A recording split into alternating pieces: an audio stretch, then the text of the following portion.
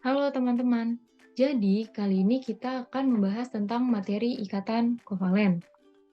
Yang pertama yang akan kita bahas adalah poin dari ikatan kovalen.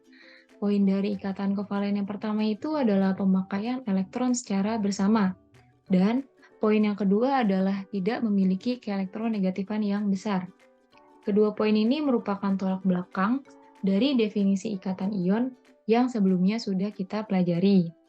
Misalnya, ada suatu unsur P dengan elektron valensinya satu, kemudian Ki ada juga elektronnya. Jika dia berikatan ion, maka dia akan membentuk P positif dan Ki negatif, atau kation dan anion. Tapi, kenyataannya ikatan kovalen tidak membentuk seperti itu. Sekarang, bagaimana kalau ikatan kovalen ya? Jadi kalau misalkan ada kedua unsur P dan Q, yang kita tahu bahwa setiap atom memiliki inti atom, di mana inti atom sifatnya adalah positif karena dia mengandung proton dan juga neutron di dalamnya. Jadi, masing-masing P dan Q ini kita lambangkan ada positif. Seperti ini ya di atasnya. Yang artinya apa? Masing-masing inti atomnya akan menarik elektron dari atom lawannya. Kurang lebih seperti ini skemanya. Jadi masing-masing inti atom ini akan menarik elektron dari atom lawannya.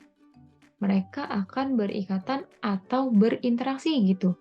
Yaitu terjadi tarik-menarik antar inti atom di masing-masing unsurnya. Selanjutnya, Kakak akan kasih contoh beberapa ikatan kovalen. Yang pertama ada CH4, yang kedua ada O2, dan yang ketiga ada PCl3. Jadi yang pertama itu CH4, yang dimana C memiliki jumlah elektron gitu, jumlah elektronnya ada 6. Konfigurasi elektronnya kita buat dulu, C itu 2 dan 4, sedangkan H itu 1. Yang dimana satu atom C ini akan mengikat 4 atom hidrogen. Itu. Nih, kakak gambarkan skemanya. Di sini C mengikat 4 hidrogen nih. Mengikat 4 hidrogen yang gambarnya akan seperti ini, di mana C membutuhkan 4 lagi agar dia apa? Agar dia terbentuk oktet. Kan elektron valensinya C itu 4. Kita buat di sini dengan tanda dot. 1, 2, 3, dan 4. Tetapi untuk dia menjadi stabil, dia akan membentuk oktet atau ada 8 elektronnya. Maka dia akan menarik satu dari setiap hidrogennya supaya dia menjadi stabil.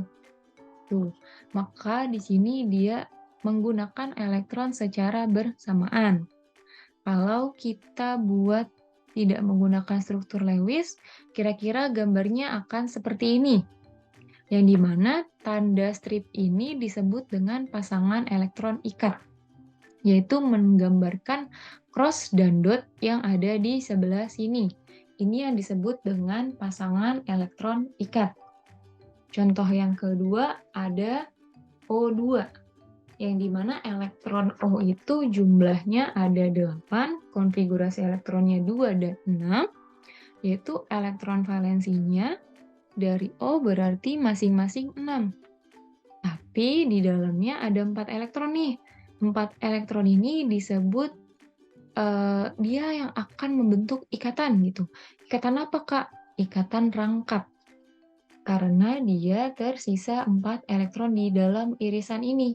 Kalau digambarkan tanpa struktur Lewis, kurang lebih gambarnya akan seperti ini. Lalu contoh yang ketiga ada PCl3. Kita buat dulu konfigurasi elektronnya, lalu kita buat struktur Lewisnya, kita buat P atau atom pusatnya menjadi oktet. Itu ada 8 ya, berarti dari masing-masing sisa Cl di sini akan ditarik, atau satu elektron Cl di sini akan ditarik oleh satu elektron P, yang dimana akan digunakan secara bersama-sama untuk menstabilkan atom pusat. Kalau misalkan digambarkan tanpa struktur Lewis, kurang lebih gambarnya seperti ini. Nah, kira-kira nih, yang dimaksud dari dua titik ini apa ya, Kak? Kok kenapa ada dua titik di situ tanpa garis gitu? Nah, inilah yang disebut dengan pasangan elektron bebas ataupun PEB, atau pasangan yang tidak berikatan dengan atom lain. Dia hanya berpasangan sesama elektron bebasnya saja. Sedangkan yang strip ini adalah elektron ikat. Selanjutnya, Kakak akan menjelaskan tentang macam-macam jenis ikatan kovalen. Jadi, salah satunya adalah penyimpangan. Penyimpangan ikatan kovalen. Jadi, sebelumnya kita tahu ya, bahwa setiap unsur ingin stabil dengan syarat terbentuk oktet ataupun duplet. Tapi, kenyataannya itu bisa terjadi penyimpangan di dalamnya. Contohnya, kalau di bawah 8 dia sudah stabil, atau di atas 8 juga sudah stabil. Contoh yang pertama itu kakak akan kasih BCl3 yang di bawah 8. Kita buat dulu konfigurasi elektron dari BCl3 ya, yang dimana B memiliki elektron valensi 3 dan Cl memiliki elektron valensi 7. Kurang lebih gambar struktur Lewisnya seperti ini ya, yang dimana dia akan stabil jumlahnya walaupun di bawah 8. Jadi, dari elektron valensinya B akan menarik salah satu elektron dari atom Cl gitu. Kalau gambar tanpa struktur Lewis kurang lebih seperti ini. Yaitu B dengan pasangan elektron ikat satu atau tunggal gitu ya, BCl3. Contoh lainnya, kalau di atas 8 ada SF6. Kita buat dulu konfigurasi elektronnya. Kita lihat nih struktur Lewisnya. Struktur Lewisnya kurang lebih seperti ini. Jadi masing-masing elektron valensi dari S akan mengikat satu elektron dari atom F, yang dimana jumlahnya lebih dari 8. Kira-kira ada berapa ya? Ada 12. Yang dimana dia sudah terbentuk secara stabil, karena masing-masingnya berikatan dan menggunakan elektron secara bersama-sama. Berikut jika digambarkan tanpa menggunakan struktur Lewis, yaitu ini adalah pasangan elektron ikat ya. Jadi gambar lain selain menggunakan dot dan cross. Sekarang kita lanjut ke jenis ikatan kovalen yang selanjutnya ya, yaitu ikatan kovalen koordinasi. Oke, perbedaan dari ikatan kovalen koordinasi itu misalnya ada A dan B, di mana A memiliki pasangan elektron bebas di dalamnya, sedangkan atom lain atau B ini sebagai penerimanya.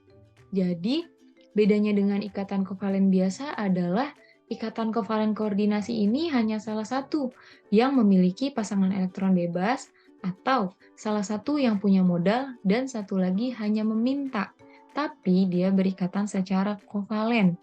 Yaitu contoh yang A ini adalah terdapat satu atom pemberi pasangan elektron bebas, sedangkan yang B tadi adalah sebagai penerima ya. Jadi A ini yang modal, B ini yang minta gitu. Jadi minta elektron. Untuk lambangnya ini beda ya dengan ikatan kovalen biasa, yaitu dia menggunakan tanda panah. Tanda panah yang berasal dari unsur yang memiliki pasangan elektron bebas menuju penerima elektron bebas tersebut. Nah, selanjutnya nggak afdol nih kalau kakak nggak ngasih contoh. Ini akan kakak kasih contoh dari ikatan kovalen koordinasi, yaitu BF3NH3. Jadi, kakak jabarin dulu ya masing-masing unsurnya. Di mana B memiliki konfigurasi elektron 2 dan 3, F 2 dan 7, N 2 dan 5, dan H itu 1. Kita gambarkan dulu struktur Lewisnya ya dari BF3. Nah, kalau misalkan dilihat dari struktur Lewis BF3 ini,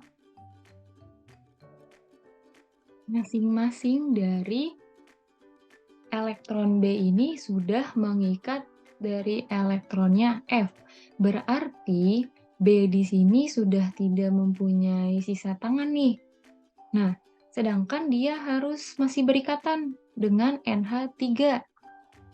Kalau kita gambar struktur Lewis NH3, kurang lebih seperti ini. Hanya saja ada dua pasangan dari N nih, dari N yang tidak berikatan atau disebut dengan pasangan elektron bebas.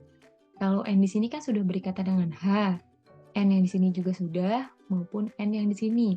Sedangkan yang di sini dia belum berikatan nih.